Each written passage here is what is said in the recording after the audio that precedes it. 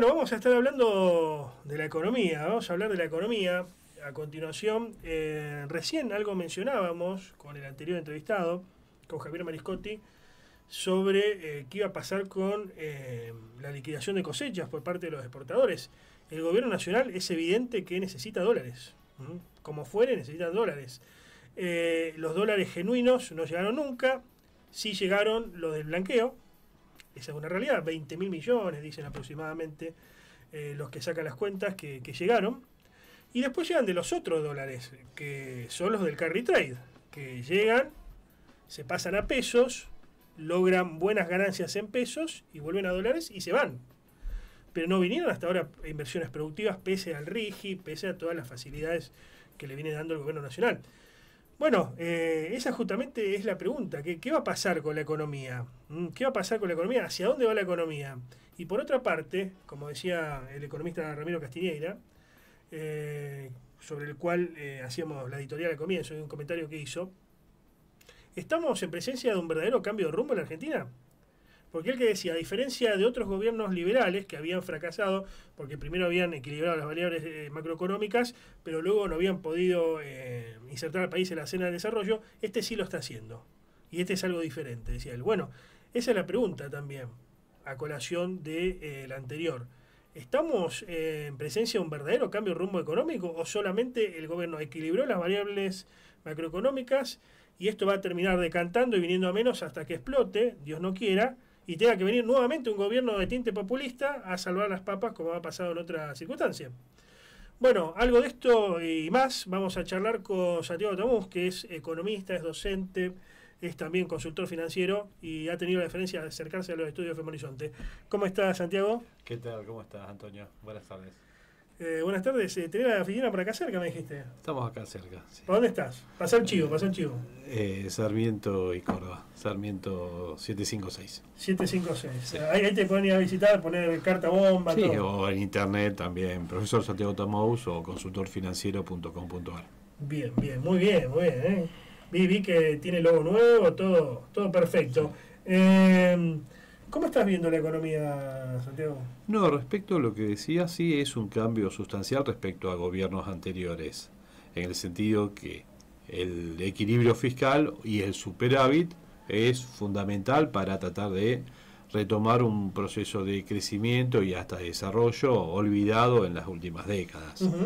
Ahora, sobre lo que hablabas de las reservas, el incremento de reservas se ha dado fundamentalmente en la última semana por el ingreso del dinero del préstamo del FMI.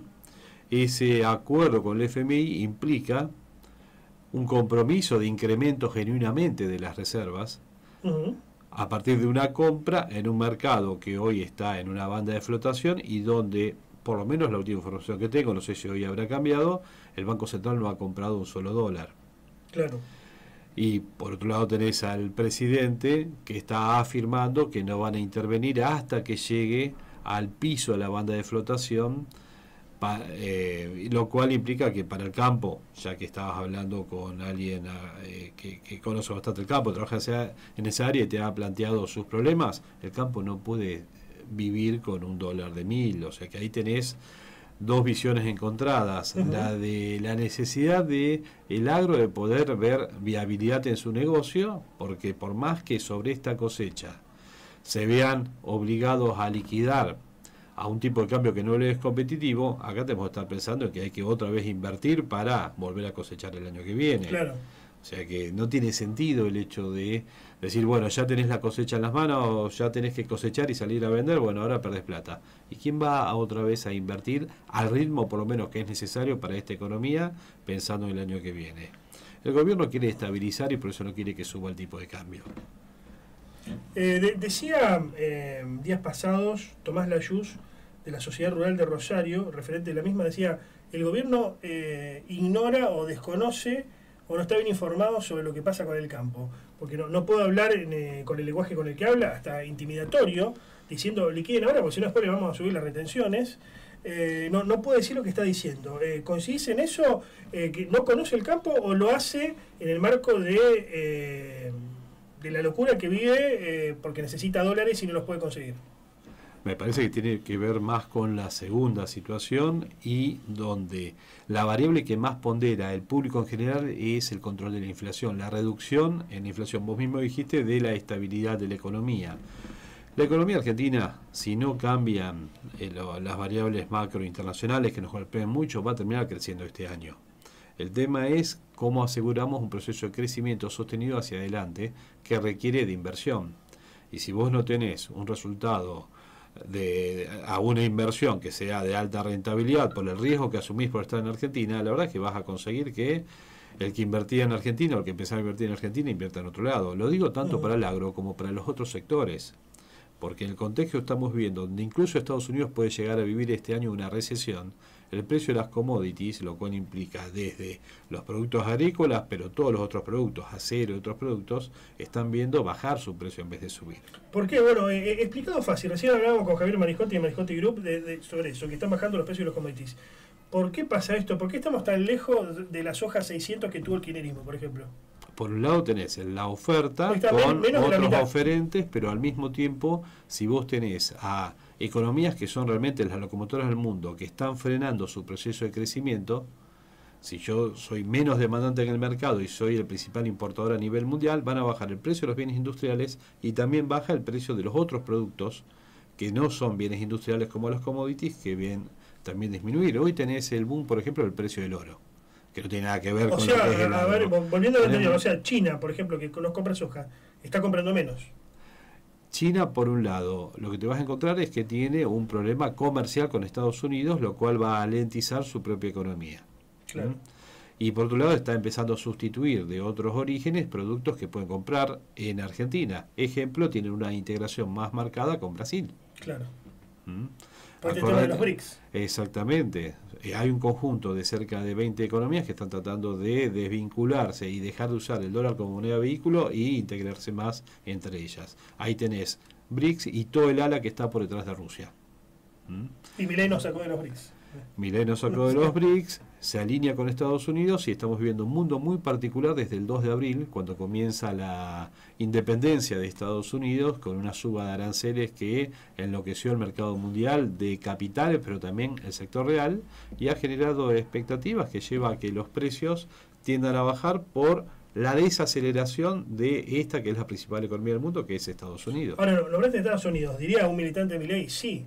Pero nosotros, al tener buena relación con Estados Unidos, nos pone poco arancel, 10% creo, ¿no? Si mal no recuerdo, cuando otro le pone mucho más. Y esto significa que a futuro vamos a venderle productos a Estados Unidos.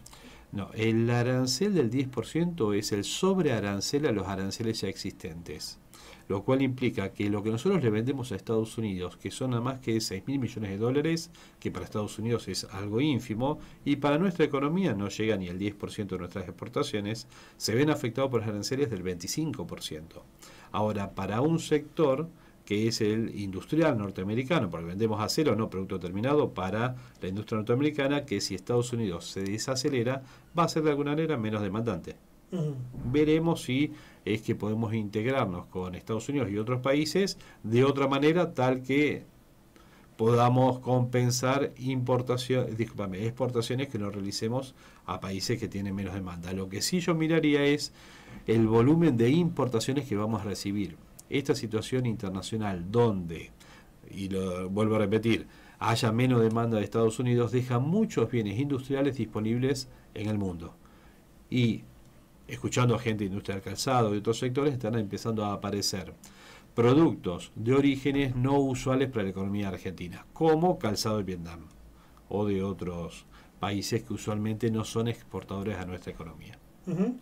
Ramiro Castiñeira, economista liberal, en una nota que daba a Radio con Voz, decía: está cambiando el rumbo finalmente de la economía argentina, a diferencia de otros gobiernos de tinte liberal. Nombraba a Frondizi, para mí no fue tan liberal Frondizi, pero bueno, lo mete dentro de la bolsa, Frondizi, Menem, Macri. A diferencia de otros gobiernos, Milei hizo cambios que llegan para quedarse y que no se van a quedar solamente en esto, en equilibrar las variables macroeconómicas, sino ya nos está insertando en otro proceso diferente, ¿no? Que nos va a llevar a la senda del progreso. Pero hay algo muy interesante que es el acuerdo que firmamos con el FMI. si efectivamente cumplimos con ese acuerdo, más allá de hacer referencia a las reservas que nos obligamos a incrementar y hay metas de reservas, hay un conjunto de cambios estructurales a los cuales nos comprometimos. Por ejemplo, para noviembre el gobierno se compromete a presentar un listado de empresas que va a privatizar. No tendrá mucha difusión, pero cuando uno lee ese informe, son 138 páginas y están directamente en la página web del FMI, se va a encontrar que nuestro gobierno hasta incluso plantea que está dispuesto a realizar todo lo necesario para cumplir con las metas que se han fijado. Pero vuelvo a decirte, un cambio en el sistema jubilatorio, un cambio en el mercado laboral, un cambio también en otros sectores, que eso sí implicaría una reforma estructural de nuestra economía y seguramente nos permitiría crecer hacia adelante. El tema es si políticamente lo puede realizar. Claro, porque eso entiendo que tiene que pasar por el Congreso. Acá tenemos que hablar otra vez de privatizaciones muy parecido a lo que es década de los 90, no en el sentido que estamos en una convertibilidad, pero sí todas las transformaciones estructurales que se iniciaron en el año 91 para en el año 92 entrar al plan Brady y reestructurar nuestra deuda. Acá no tenemos una deuda defaulteada a reestructurar, pero sí necesitamos imperiosamente bajar nuestro riesgo para ingresar en el mercado de capitales como tomadores de crédito. Si no, vamos a tener problemas serios para cumplir nuestras obligaciones en el mediano plazo. No en el corto, pero sí en el mediano. ¿Por qué los liberales argentinos son aperturistas a ultranza y los liberales o los derechistas de otros lados, por ejemplo como Estados Unidos, son fuertemente intervencionistas y proteccionistas? Uno habla con la gente de Milei y dice, no, bueno, pero Estados Unidos está en una guerra comercial, tiene que ponerse duro para estas circunstancias, pero no me cierra a mí demasiado el argumento. ¿Por qué pasa eso? Trump no está actuando como un liberal, es fuertemente intervencionista, protege a su economía, hace de cuenta que es la antítesis de un liberal. Estás hablando del modelo de sustitución de importaciones puesto en Estados Unidos. Más liberal era Biden en todo caso. Biden era un demócrata y con las características de un demócrata, mucho gasto público, etcétera. Quizás acá lo que han querido hacer es enfatizar sí en la parte fiscal, en la reducción del gasto, por eso el ministerio de Doge con Elon Musk tratando de hacer las reducciones, pero tiene las dificultades de la implementación de esas medidas. Yo creo, y por supuesto que es una opinión totalmente subjetiva, nadie es dueño de la verdad, que se están cometiendo muchos errores de política económica en el caso de Estados Unidos. Y no es justamente la referencia al funcionamiento de una economía liberal. Ha llegado ahora al punto de estar enfrentándose con las universidades norteamericanas, que uno diría, bueno, centros de estudio. No, es una fuente de ingresos para la economía norteamericana tan grande casi como las exportaciones de Argentina. ¿Qué pasó? De paso Cañezo, te pregunto, dice un economista amigo, Trump avanzó con las medidas regulatorias y después reculó en chancletas y tuvo que desdecirse. ¿Estaba programado esto? No, estoy seguro que no preveía, que ha tomado o ha por lo menos realizado anuncios en un intento de negociar y no previó los efectos negativos de todos esos anuncios.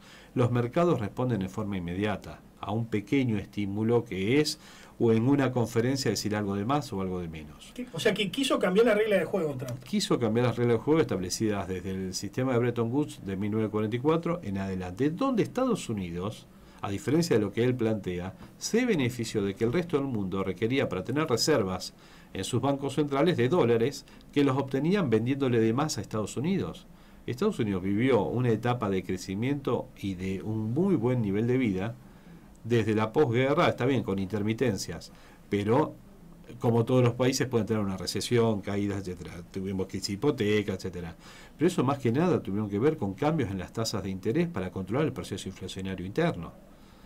Este intento de, por ejemplo, tratar de echar al presidente de la Reserva Federal, creo que fue ya la última gota que rebalsó el vaso y que se tuvo que desdecir. Esto fue ayer, si no me equivoco, o antes de ayer. Se tuvo que desdecir y que el Banco Central seguía siendo independiente porque ya estaba teniendo un problema, que es que el propio norteamericano, que es el que tiene 57% de los bonos del Tesoro norteamericanos, empezó a deshacerse de esos activos por falta de confianza en la propia moneda norteamericana como un refugio. Normalmente en el mundo, cuando hay un problema, se refugia todo el mundo se llama flight to quality, un movimiento hacia la calidad, y te vas a bonos del Tesoro norteamericano y en todo caso al oro. Ahora lo que hemos visto es que empezó en vez de bajar la tasa de interés de los bonos del Tesoro, a subir porque hubo una venta muy importante. Y no necesariamente de China, que tiene una posición de menos del 10% de esos bonos. Siempre se dijo China es el gran acreedor de Estados Unidos. No, es el propio norteamericano. Y ya cuando empezó a tener un efecto contraproducente, que es lo que le asegura una recesión, para adelante, informe del FMI de ayer, que ha hecho que a la misma noche y durante hoy estén hablando desde el gobierno norteamericano en contra del FMI, que vuelve otra vez a ocuparse de los problemas del FMI para lo cual fue creado. Entonces estás viendo que están tirando cosas, anuncian, generan un efecto contraproducente y vuelven hacia atrás porque el efecto negativo sobre la economía es quizás lo que no le va a perdonar el propio público norteamericano y tampoco el empresariado norteamericano, que es el que lo apoyó para llegar al poder. Vos que sos economista seguramente lo vas a saber explicar. ¿Por qué estos nuevos liberales o libertarios o ultraderechistas de estilo Milei despotrican contra los organismos internacionales? Ahora tuvo que acordar, creo que porque no le queda otra, pero lo ven como parte de estos lobbies internacionales contra los que hay que luchar. ¿Por qué? Porque intentan poner reglas de juegos propias. ¿Por qué? Porque piensan que no los van a necesitar, pero Milei hoy está muy contento de que el FMI le liberó 20.000 millones de dólares y otros organismos de los cuales despoticaba, como todos los que son vinculados al desarrollo, Banco Mundial para abajo, que son los otros que le terminan de dar dinero. Pero bueno, estamos hablando de un planteo inicial donde iban a cerrar el Banco Central y eso nunca pasó y es un gran jugador en el funcionamiento del Estado argentino y un complemento de la política del Tesoro argentino actual. En lo que es el propio Trump, vuelvo a repetirte, comenzó a hablar en contra del FMI, que vuelve a sus funciones cuando presentaron un informe que Estados Unidos va a tener una posibilidad de recesión para este año. Pero no lo dice nada más el FMI o 4 analistas. Los research de los bancos más importantes de inversiones a nivel mundial están planteando que hay un porcentaje mucho más elevado de probabilidad de recesión para este año, 60%, dice JP Morgan, y te doy una referencia. Diciembre del año pasado las posibilidades de recesión Estados Unidos se medían en un 15%. Hoy tenés un 60% de posibilidades de recesión para Estados Unidos durante este año. Y esto fue un tiro en el pie desde que asume Donald Trump y comienza primero a atacar a México, a Canadá, y después se va a el resto del mundo. Ha generado todas las condiciones tal que se genere este problema de expectativas hacia adelante, porque hasta en la práctica todavía no le colocó casi arancel a nadie, porque después lo tiró 90 días y todas las cosas así. Alguno que nos esté escuchando tiene un canuto, tiene, como se decía antes, tiene un dinero excedente, quiere saber cómo no perderlo y si es posible ganar algo. Las acciones bajan y suben, están muy volátiles, hoy subieron un poquito, pero bueno, bajan y suben. Plazo fijo. Bajó la tasa, se hablaba de suba de tasa, pero por el momento no la ha subido. Comprar dólares no sirve porque bajaron los dólares. ¿En qué invierte uno? ¿Los tiene bajo el colchón? A los pesos o los dólares que tenga, o compra oro. Algunos dicen. Te voy a dar una respuesta muy quizás general. Cada uno tiene que invertir en lo que pueda soportar invertir. En el sentido de la relación rentabilidad-riesgo. Yo estoy dispuesto, trabajo de eso, vivo de administrar inversiones, tranquilamente puedo operar en bolsa, puedo operar en acciones y puedo tolerar el riesgo del movimiento diario de ese tipo de activos. Quien no esté dispuesto a asumir ese riesgo, que por supuesto puede estar vinculado en alta rentabilidad, pero también en pérdidas, y lo más aconsejable es que se vaya a un bono, una obligación negociable, activos que puedo estar esperando el pago de los intereses y el capital. Y el más mesurado de todos puede ser que diga el activo de reserva que yo quiero guardarme sea no el dólar sino el euro. El euro fue una buena opción de inversión, porque cuanto peor le ha ido a Estados Unidos dado esta mala política, a Europa en términos relativos le fue mejor, por lo menos en su moneda, y tenés una apreciación del euro respecto al dólar de un 15%. ¿El oro? El oro estaba ahora ha bajado a partir de esta vuelta hacia atrás de ayer de Trump, pero llegó a tocar 3.500, lo cual es un número extraordinario. Comienzo de este año, comienzo de la gestión Trump, estaba en 2.700. O sea que la suba que tuvo el oro, en términos porcentuales, es extraordinaria. Y estoy hablando en un periodo de 3 meses o un poquito más. Energéticas, empresas energéticas, YPF, etcétera, Vista, etcétera. ¿Conviene invertir en energéticas pese a la caída del precio del petróleo a nivel Todo internacional? depende del horizonte que tengas y si no te vas a volver loco porque compraste hoy a 40 y vale mañana a 38. Por eso digo lo que cada uno pueda tolerar invertir. Porque opciones de invertir tenés miles. Y hoy con un celular, una plataforma, podés ingresar, aunque no seas ni economista, obviamente ni siquiera agente ni nada, podés estar invirtiendo lo que quieras. Ahora, después te encontrás que invertiste porque está de moda en una criptomoneda y estás perdiendo el 20% en una semana. Santiago Tamós, muchas gracias por haber venido. No, gracias a vos.